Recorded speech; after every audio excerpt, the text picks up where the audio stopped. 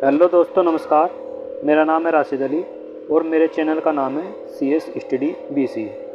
अगर आप चैनल पर नए हो तो चैनल को सब्सक्राइब कर लीजिए, क्योंकि चैनल को सब्सक्राइब करने के लिए देखो भाई, पैसा तो लगता नहीं, तो आपसे गुजारिश है चैनल को सब्सक्राइब कर लीजिए। MCOM सेकेंड ईयर का पेपर है 2013 का, security analysis and portfolio management. आपको मैं बता दूं कि 15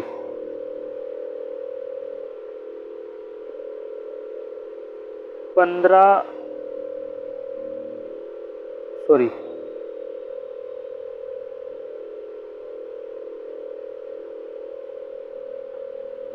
15 जून को पेपर है आपका।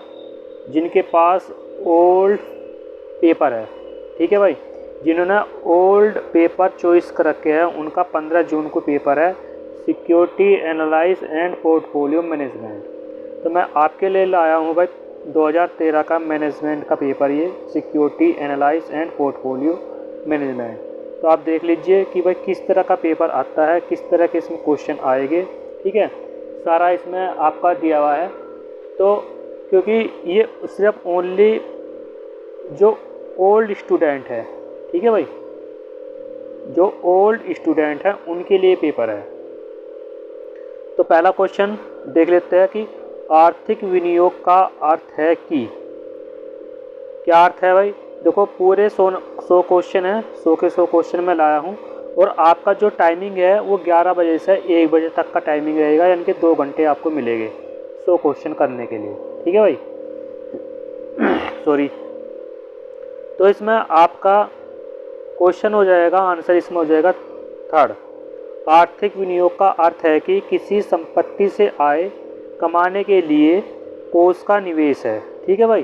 तो इसमें तीसरा आंसर इसका राइट हो जाएगा। क्वेश्चन नंबर 2, पोर्टफोलियो में सम्मिलित है। तो पोर्टफोलियो में इसमें क्या है भाई, सभी चीज़ सम्मिलित है, यानी कि उपरोक्त सभी, ठीक है भाई, क्योंकि इसमें स्टॉक मार्केट की प्रतिभूतियाँ, स्थावर संपत्तियाँ, बुकियन एवं पुरातत्व, यानी कि इसमें सभी शामिल है, ठीक है भाई। क्वेश्चन नंबर 3 है, पोर्टफोलियो प्रबंध का अपने क्लाइंट के प्रति संबंध कैसा होता है।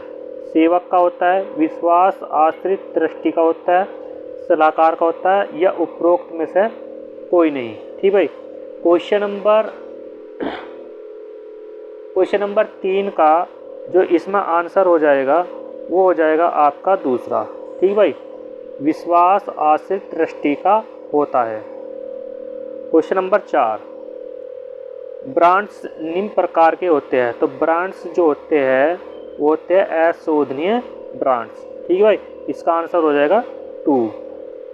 क्वेश्चन नंबर आपका 5वां है, ब्याज दर जोखिम उदय होती है जबकि, इसमें सब आपका आंसर जो हो जाएगा वो हो जाएगा उपरोक्त सभी, यानी कि सभी प्रकार के इसमें आंसर इसके राइट है। क्वेश्चन नंबर 6, प्रतिभूति विविधीकरण होता है। तो इसका जो आंसर है वो आंसर हो जाएगा इसका पहला, विदेश का विभिन्न प्रतिभूतियों तक विस्तार, ठीक है भाई आप ये इस क्वेश्चन पेपर को देख लीजिए, क्योंकि इसी टाइप का इनमें से बहुत कुछ क्वेश्चन देखने को मिलेंगे और इसी टाइप के क्वेश्चन की आपकी तैयारी करनी है, ठीक है। सिर्फ कॉन्सेप्ट बेस्ड क्वेश्चन पूछेगा एग्जामिनर आपसे। तो जो भी जिस चैप्टर की भी तैयारी कर रहे हैं, सिर्फ कॉन्सेप्ट बेस्ड ही क्वेश्चन की तैयारी करना, ठीक है, उन्हीं में से आपके क्वेश्चन पुटअप होते हैं। क्वेश्चन नंबर 7, मार्कोविच विचारधारा का मूल है, ठीक है भाई। तो क्या है इसमें, इसका आंसर हो जाएगा 4, प्रतिभूति संबंधी जोखिम एवं प्रत्यय का विश्लेषण। क्वेश्चन नंबर 8, कंपनी के मूल्य का अनुपात प्रकट करता है। तो क्या प्रकट करता है, आंसर हो जाएगा 2, कंपनी के अंश की बाजार स्थिति, ठीक है भाई। क्वेश्चन नंबर 9, निम्न में से एक कारण प्रतिभूति बाजार को गतिमान करता है। तो कौन गतिमान करता है भाई, इसमें आंसर हो जाएगा आपका पहला, ठीक है भाई, तो गतिमान करता है। क्वेश्चन नंबर 10, संचालन अनुपात है। तो संचालन अनुपात जो है वो है भाई क्रियाशीलता अनुपात। क्वेश्चन नंबर 10 का दूसरा आंसर। ठीक भाई। क्वेश्चन नंबर 11 स्कंद आवर्त अनुपात है। तो स्कंद आवर्त अनुपात जो है वह क्रियाशीलता अनुपात। देखो इन दोनों क्वेश्चन के आंसर एक ही है। संचालन अनुपात पूछ रहा तो वो क्रियाशीलता अनुपात से संबंध है। अगर स्कंद यानी कि स्टोक रेशो अनुपात पूछ रहा है तो उसका भी आंसर एक ही है। ठीक है भाई। Question number 12। क्वेश्चन नंबर 12 है एक विनियोक्ता ने अपना पोर्टफोलियो स्टॉक एक्स में 50,000 रुपये निवेश करके किया गया है। बीटा ₹1.50 तथा 25,000 रुपये का स्टॉक वाई में निवेश करने तैयार किया गया है। तो बीटा 0.9 है, बाजार का रिटर्न 6% तथा ट्रेजरी बॉन्ड का प्रत्याय 4% है। निवेशक के पोर्टफोलियो पर अपेक्षित प्रत्याय दर क्या होगी? ठीक है। तो भाई इसका जो आंसर हो जाएगा वो हो जाएगा पहला। ठीक है भाई। तो कोई न्यूमेरिकल निकालने के लिए इतना समय नहीं है, इसलिए आप कुछ ही न्यूमेरिकल आते हैं, ज़्यादा नहीं आते, बस इनको आप देख लीजिए कि इनका आंसर क्या है। क्वेश्चन नंबर 13 मिहिर हॉल ही में 5 लाख रुपए का पोर्टफोलियो का प्रबंध करते हैं। उन्हें अतिरिक्त 2.5 लाख रुपए नए क्लाइंट से प्राप्त होने हैं। मौजूदा पोर्टफोलियो का इच्छित प्रत्याय 10.75% है। जोखिम मुक्त 4% है। बाजार प्रत्याय दर 9% है।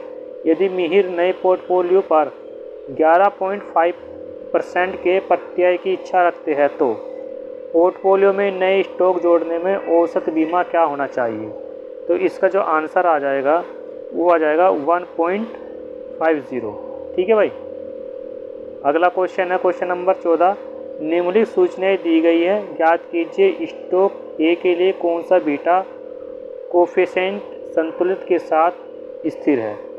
तो इसका जो आंसर है वो आंसर हो जाएगा पहला, 14 का पहला 0.86।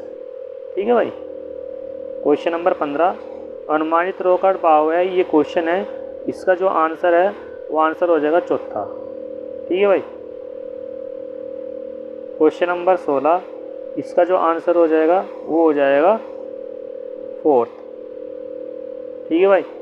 एक बॉन्ड जो कि 1,000 रुपये मूल्य का है, जिस पर 8% वार्षिक कूपन है, जो अर्धवार्षिक ब्याज का भुगतान करता है।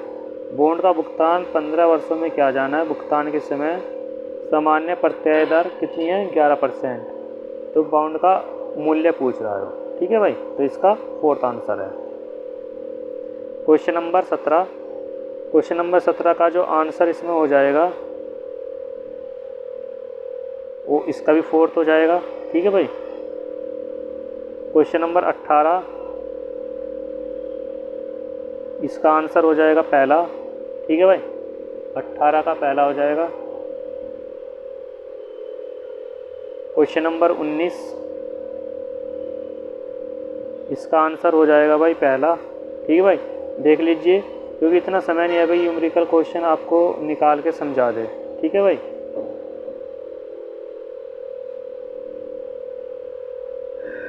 क्वेश्चन नंबर 20 निवेशक उपयोगिता वक्त से आशय है।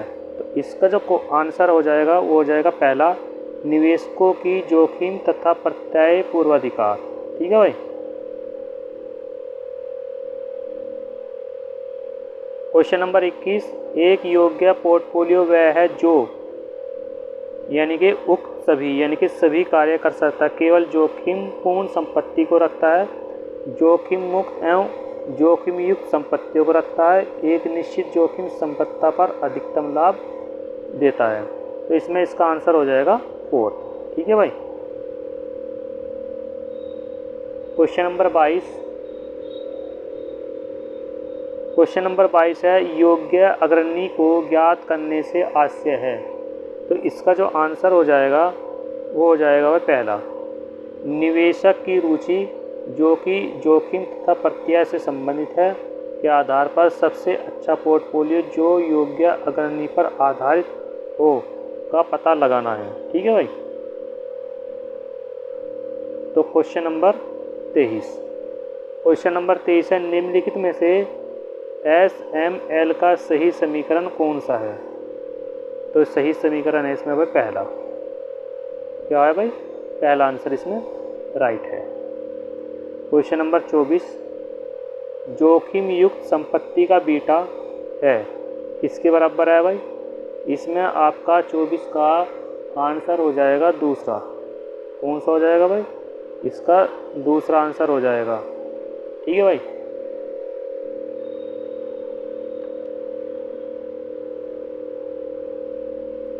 क्वेश्चन नंबर 25, निम्नलिखित में से कौन सा असत्य है? तो भाई इसमें इसका आंसर हो जाएगा 4। ठीक है भाई, उक्त में से कोई भी सत्य नहीं है।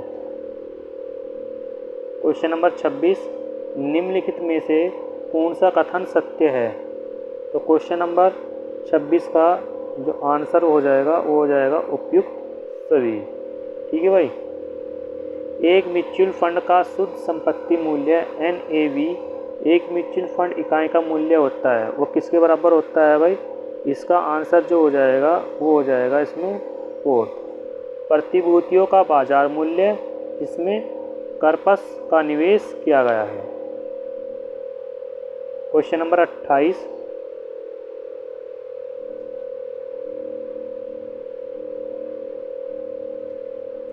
क्वेश्चन नंबर 28, डीमैट प्रक्रिया में प्रतिभूति प्रमाण पत्रों को क्या करते हैं? डिफेंस किया जाता है भाई। क्या किया जाता है भाई? डिफेंस किया जाता है। आंसर इसका 3 हो जाएगा भाई। ठीक है भाई। क्वेश्चन नंबर 29, डीमैट अनिवार्य है। तो डीमैट जो अनिवार्य है इसमें पहला और दूसरा 2 यानी कि तीसरा आंसर ठीक हो जाएगा, प्रतिभूति धारण के लिए और प्रतिभूति में व्यवहार के लिए।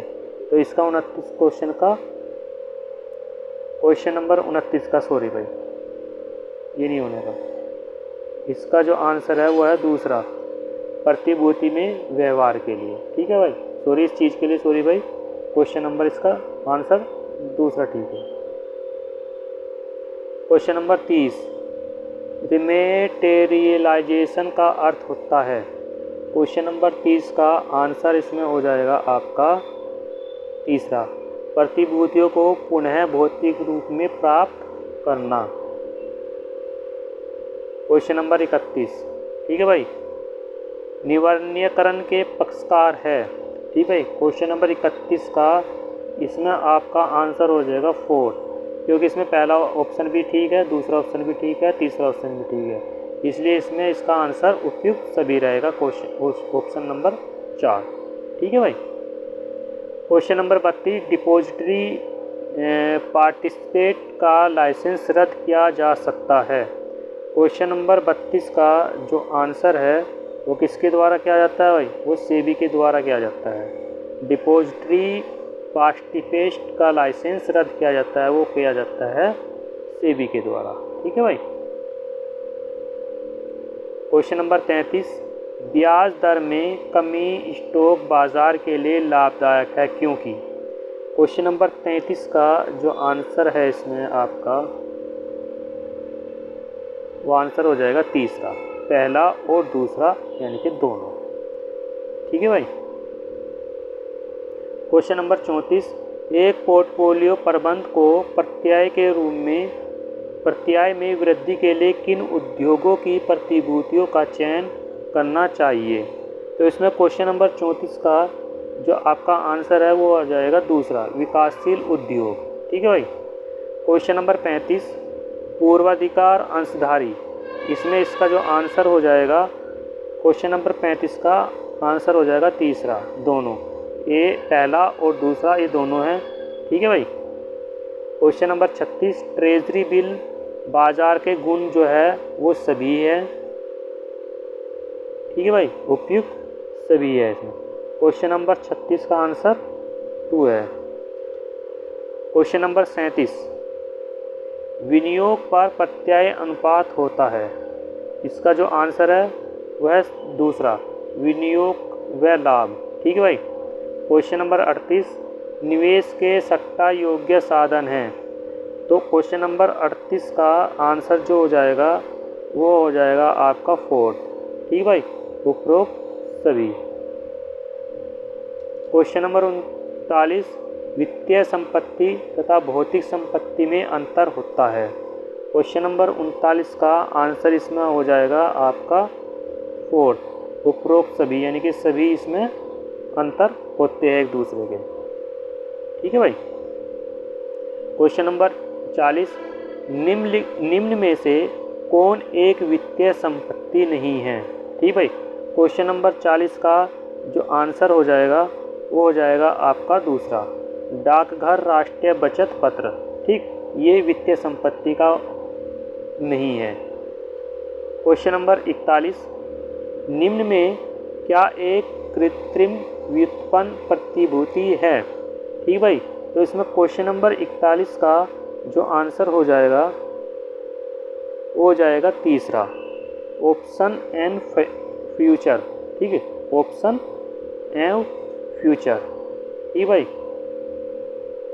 क्वेश्चन नंबर 42, निम्न को बढ़ते जोखिम के क्रम में लगाइए।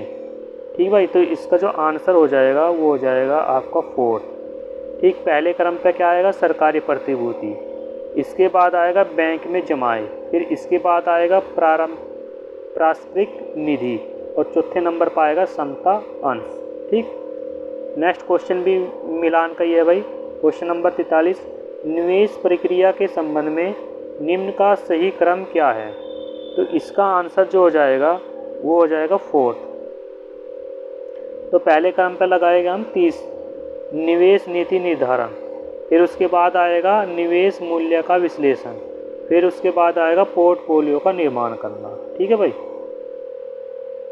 क्वेश्चन नंबर 44, निम्न आयु वर्ग के व्यक्ति निवेश निर्णय करते समय किन घटकों का पर विचार करते हैं। तो इसमें आपका जो आंसर हो जाएगा क्वेश्चन नंबर 44 का जो आंसर है वो हो जाएगा 4th। ठीक भाई, उपरोक्त सभी। क्वेश्चन नंबर 45, उत्तर प्रदेश का मान्यता प्राप्त स्कंद विपणन कहाँ स्थित है। तो वह है भाई कानपुर। कहाँ है भाई, कानपुर है। ना तो मुरादाबाद है, ना इलाहाबाद है, ना लखनऊ है, वह है कानपुर। ठीक है भाई। स्टॉक एक्सचेंज जो है उत्तर प्रदेश का वो है कानपुर में। क्वेश्चन नंबर 46, जोखिम प्रेमी निवेशकों के लिए निम्न प्रतिभूतियों में निवेश का क्रम क्या होगा। तो इसमें आपका क्वेश्चन नंबर 46 का जो आंसर है वो हो जाएगा पहला मिलान सही है। पहले नंबर पर समतान सत्य है, दूसरे नंबर पर पूर्वाधिकार सत्य है, और तीसरे नंबर पर सत्य है ऋण पत्र। ठीक है भाई।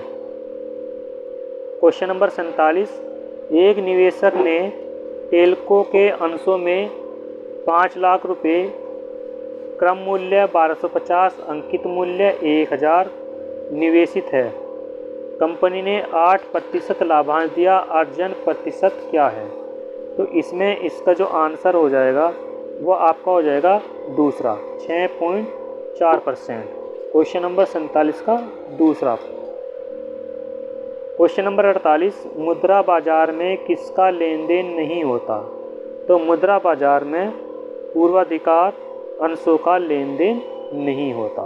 ठीक है भाई। क्वेश्चन नंबर 49, पारस्परिक कोष है। तो इसमें आपको मैं बता दूं इसका जो आंसर हो जाएगा वो हो जाएगा तीसरा, यानी कि पहला ऑप्शन और दूसरा ऑप्शन दोनों ठीक है इसमें। ठीक है भाई। तो क्वेश्चन नंबर 49 का तीसरा ऑप्शन ठीक है। क्वेश्चन नंबर 50, MCX संबंधित है। तो वो किससे संबंधित है, वो है भाई BSE सूचकांक से। क्वेश्चन नंबर 50 का सॉरी भाई, क्वेश्चन नंबर 50 का जो आंसर है वो है तीसरा, कमोडिटी एक्सचेंज। ठीक भाई। क्वेश्चन नंबर 50 का तीसरा आंसर इसमें राइट हो जाएगा। क्वेश्चन नंबर 51, भारत में मान्यता प्राप्त स्कंद विनिमय विपणियों वर्तमान में कार्यशील की कुल संख्या कितनी है। क्वेश्चन नंबर 51 का जो इसमें आंसर है वह इसमें है भाई 24।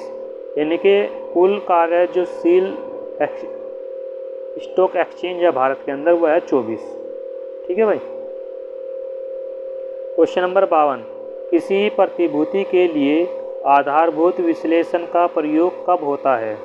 तो इसमें क्वेश्चन नंबर 52 का जो आंसर हो जाएगा वो हो जाएगा तीसरा। ठीक भाई, तीसरा हो जाएगा, उपरोक्त पहला व दूसरा दोनों। क्वेश्चन नंबर 53, सट्टेबाज का अर्थ होता है, या सट्टेबाज का अर्थ है वह है तीसरा, जो ऊंचे प्रत्यय के लिए ऊंची जोखिम स्वीकार करता है। ठीक है भाई। क्वेश्चन नंबर 54, प्रवेश भार से आशय है, प्रवेश भार से आशय है, तो इसका जो आंसर हो जाएगा वो हो जाएगा 4, इनमें से कोई नहीं। ठीक है भाई। क्वेश्चन नंबर 55, गतियुक्त औसत सिकुड़ना तथा फैलने से आशय है। क्वेश्चन नंबर 55 का जो आंसर है वो आंसर हो जाएगा दूसरा, परिवर्तन की दर। ठीक है भाई। क्वेश्चन नंबर 56, सब क्राइम उधारी से आशय है। क्वेश्चन नंबर 56 का जो आंसर है वो आंसर हो जाएगा दूसरा, कमज़ोर प्रतिभूति के साथ मुवक्किल को दिया जाने वाला ऋण। ठीक है भाई। क्वेश्चन नंबर 57, दुर्गति अथवा आपदा बॉन्ड से क्या आशय है? तो क्वेश्चन नंबर 57 का जो आंसर है वो आंसर हो जाएगा तीसरा, पहला और दूसरा। ठीक है भाई। क्वेश्चन नंबर 58, एक समय अवधि के अंतर्गत पोर्टफोलियो की निगरानी करना तथा पुनः शेष निकालने पर निम्नलिखित सभी लागत पड़ती है सिवाय किसके? क्वेश्चन नंबर 58 का जो आंसर है इसमें हो जाएगा वो हो जाएगा इसमें तीसरा, एक पोर्टफोलियो को रखना जो कि पर्याप्त रूप से विस्तारित नहीं है। ठीक है भाई। क्वेश्चन नंबर 59, पोर्टफोलियो से अनुमानित प्रत्याय है। क्वेश्चन नंबर 59 का आंसर इसमें हो जाएगा आपका पहला। ठीक भाई। RF प्लस कोष्टक ERM माइनस के RF कोष्टक बंद upon standard M into standard P, ये इसका आंसर है भाई। क्वेश्चन नंबर 60, मध्यस्थता मूल्य सिद्धांत APT प्रतिभूतियों पोर्टफोलियो चिन्हित करता है जैसे। क्वेश्चन नंबर 60 का आंसर जो हो जाएगा वो हो जाएगा इसमें आपका पहला, अल्प मूल्य। ठीक है भाई। क्वेश्चन नंबर 61, म्यूचुअल फंड का विक्रय मूल्य है। क्वेश्चन नंबर 61 का भी आंसर आपका पहला हो जाएगा, NAV माइनस के निकासी भार। ठीक है भाई। क्वेश्चन नंबर 62, म्यूचुअल फंड का पुनः क्रय मूल्य। क्वेश्चन नंबर 62 का जो आंसर है वो आंसर हो जाएगा तीसरा। ठीक है भाई। क्वेश्चन नंबर 63, एक खुला रहने वाला म्यूचुअल फंड उपलब्ध होता है। तो क्वेश्चन नंबर 63 का जो आंसर हो जाएगा वो हो जाएगा 4। ठीक है भाई। क्वेश्चन नंबर 64, शुद्ध संपत्ति मूल्य NAV की गणना की जाती है।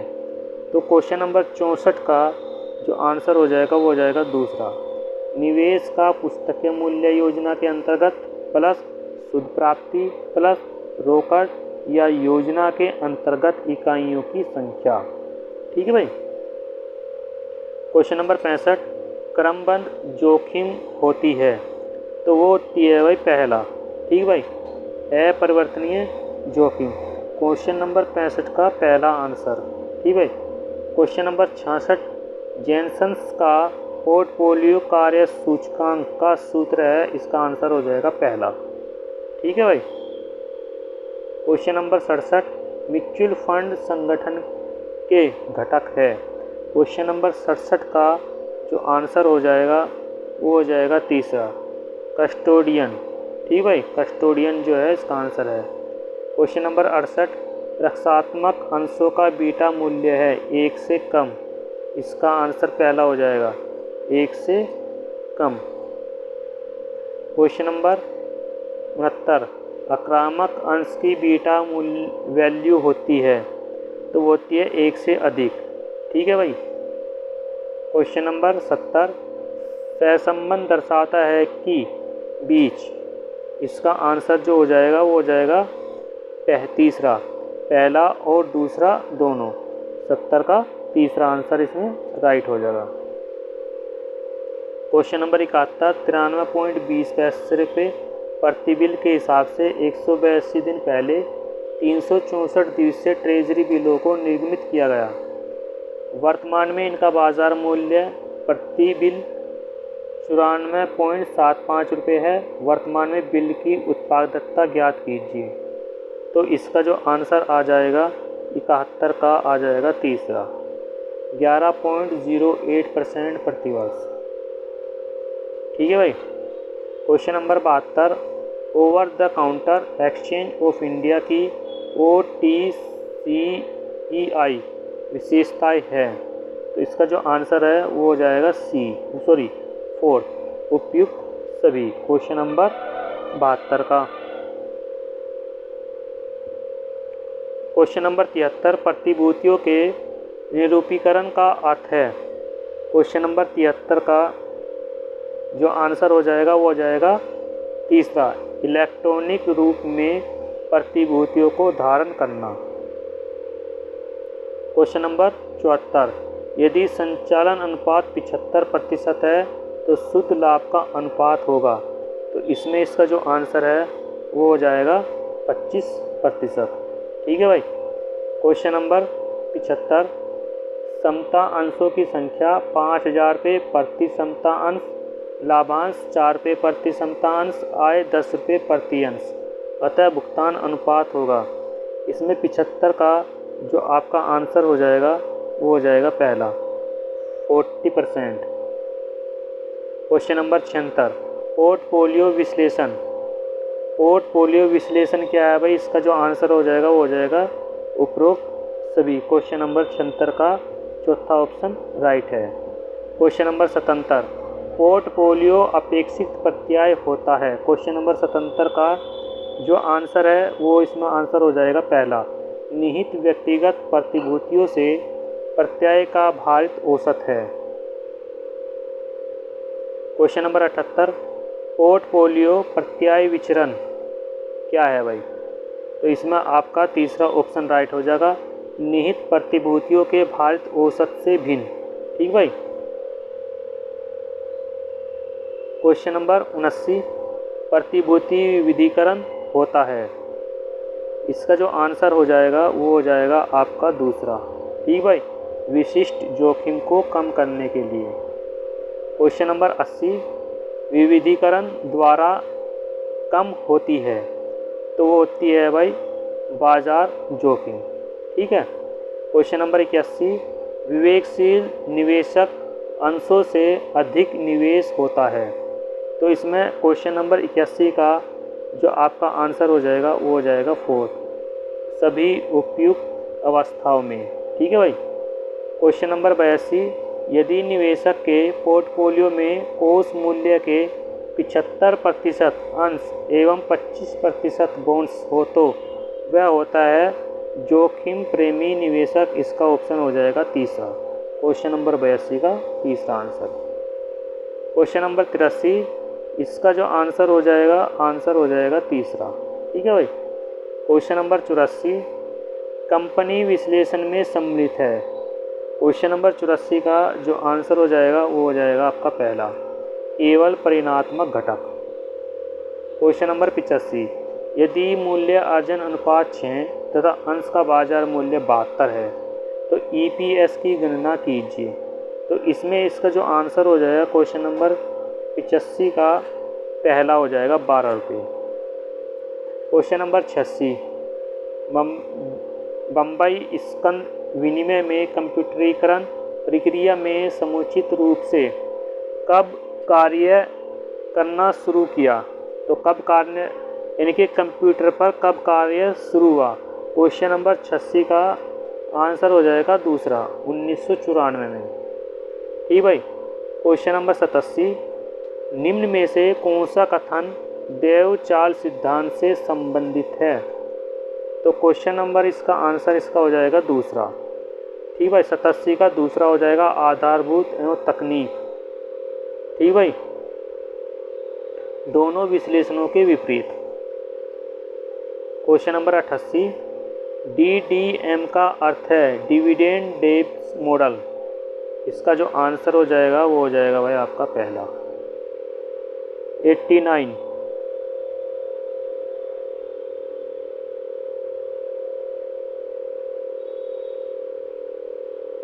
सॉरी भाई, 89 का जो आंसर है वो आंसर है भाई इसमें दूसरा, डिविडेंड डिस्काउंट मॉडल। ठीक भाई, क्वेश्चन नंबर 88 का आंसर हो जाएगा दूसरा, डिविडेंड डिस्काउंट मॉडल। और 89 सूचीयन को उन कंपनियों के लिए अनिवार्य बनाया गया है जो जनता को अपनी प्रतिभूतियों तय विवरण के माध्यम से निर्गमित करना चाहता है। इसका उदाहरण है, तो इसका जो उदाहरण है इसका आंसर पहला ही हो जाएगा, कंपनी अधिनियम 1956 की धारा 73। ठीक भाई, क्वेश्चन नंबर 90, अपने सभी अंडे एक टोकरी में मत रखिए, यह कथन क्या इंगित करता है? क्वेश्चन नंबर 90 का जो आंसर है वो आंसर है इसमें पहला, विविधता का सिद्धांत। क्या करता है भाई? विविधता का सिद्धांत। क्वेश्चन नंबर 91, एक प्रतिभूति की विगत 5 वर्षों के प्रति अंश आय का विवरण निम्न है। तो 3, इसमें 5 साल का वो दे रखा है 14, 18, 19, 17, 24। फिर 3 वर्ष चल मध्य विधि के आधार पर तीसरे वर्ष का प्रवृत्ति मूल्य ज्ञात करना है। तो क्वेश्चन नंबर 91 का जो इसमें आंसर दे रखा है वो दे रखा है इसमें 18। ठीक है भाई, अगर चैनल को सब्सक्राइब नहीं किया तो चैनल को सब्सक्राइब कर लीजिए। इसी तरह मैं एमकॉम के जो भी मेरे पास पेपर है या मटेरियल है मैं उसकी मैं तैयारी करा रहा हूँ। ठीक है, क्योंकि सिक्योरिटी एनालाइज का पेपर हो चुका है, तो सिक्योरिटी एनालाइज का जो पेपर है जो ओल्ड स्टूडेंट के लिए है, जिसका 15 जून को पेपर है। ठीक, बाकी जो पेपर मेरे पास है या जो भी मेरे पास नोट्स है मैं उनसे तैयारी आपकी करा रहा हूँ। ठीक है, बेफिक्र रहो। तो ये क्वेश्चन 2013 में आया था, इसकी देख लीजिएगा किस तरह क्वेश्चन ये आया था। क्वेश्चन नंबर 92, प्रवृत्ति मूल्यों को ज्ञात करने का सर्वोत्तम तरीका कौन सा है? ठीक है भाई, तो क्वेश्चन नंबर 92 का जो आंसर हो जाएगा वो हो जाएगा आपका तीसरा, न्यूनतम वर्ग नीति। ठीक है भाई, क्वेश्चन नंबर 93, इतिहास अपने को दोहराता है तथा प्रतिभूतियों के गत वर्ष के मूल्य के व्यवहार के आधार पर भावी मूल्य का अनुपात लगाया जा सकता है। ठीक, यह कथन संबंधित है। तो क्वेश्चन नंबर 93 का जो आंसर इसमें हो जाएगा वो हो जाएगा आपका दूसरा, तकनीकी विश्लेषण से। ठीक है भाई, क्वेश्चन नंबर 94, किसी भी सूचना के आधार पर एक निवेशक के लिए असामान्य लाभ पाने का कोई अवसर नहीं है, यह कथन किसका है? यह किस प्रकार से बाजार से है? क्वेश्चन नंबर 94 का जो आंसर है वो हो जाएगा तीसरा, सरकारी प्रतिभूति बाजार। ठीक है भाई, क्वेश्चन नंबर 95, थोक ऋण बाजार की विशेषताएं है। क्वेश्चन नंबर 95 का जो आंसर है वो हो जाएगा 4, उपयुक्त सभी। क्वेश्चन नंबर 96, राष्ट्रीय डिपॉजिटरी की संख्या है। ठीक भाई, क्वेश्चन नंबर 96 का जो इसमें आंसर है वो आंसर हो जाएगा 2, ठीक है, ऑप्शन पहला। क्वेश्चन नंबर 97, रिमेटेरियलाइजेशन का अर्थ होता है। क्वेश्चन दोबारा से रिपीट हो गया इसी पेपर में। ठीक है भाई, तो इसका तीसरा आंसर ठीक है। क्वेश्चन नंबर 98, सर्वोच्च डीमेट नियामक है। ठीक है भाई, 98 का तीसरा ऑप्शन इसमें राइट हो जाएगा, CDSL। क्वेश्चन नंबर 99, सेबी के अध्यक्ष का नियुक्ति करता है कौन है भाई? पहले ही इसमें आंसर हो जाएगा, वह है केंद्र सरकार द्वारा। सेबी अधिनियम लागू हुआ इसका आंसर है 4। अब आपको मैं बता दूं सेबी के अध्यक्ष की नियुक्ति और सेबी के अधिनियम, ये तो हर साल ही पेपर में क्वेश्चन में रिपीट होते रहते हैं। ठीक है भाई, तो ये पूरा पेपर था 2013 का सिक्योरिटी एनालाइज पोर्टफोलियो मैनेजमेंट का, जो ओल्ड स्टूडेंट के लिए है, क्योंकि न्यू स्टूडेंट के लिए तो पेपर हो चुका, न्यू ओल्ड स्टूडेंट के लिए पेपर है। तो पेपर को देख लीजिए, ठीक भाई, कि आपका पेपर किस तरह आएगा। ठीक है भाई, ये पूरा है। बाकी जो पेपर मेरे पास है मैं उनकी तैयारी करा दूँगा। ठीक है, एमकॉम वालों की, एमकॉम सेकेंड ईयर। ठीक है भाई, थैंक यू, नमस्कार, जय हिंद, जय।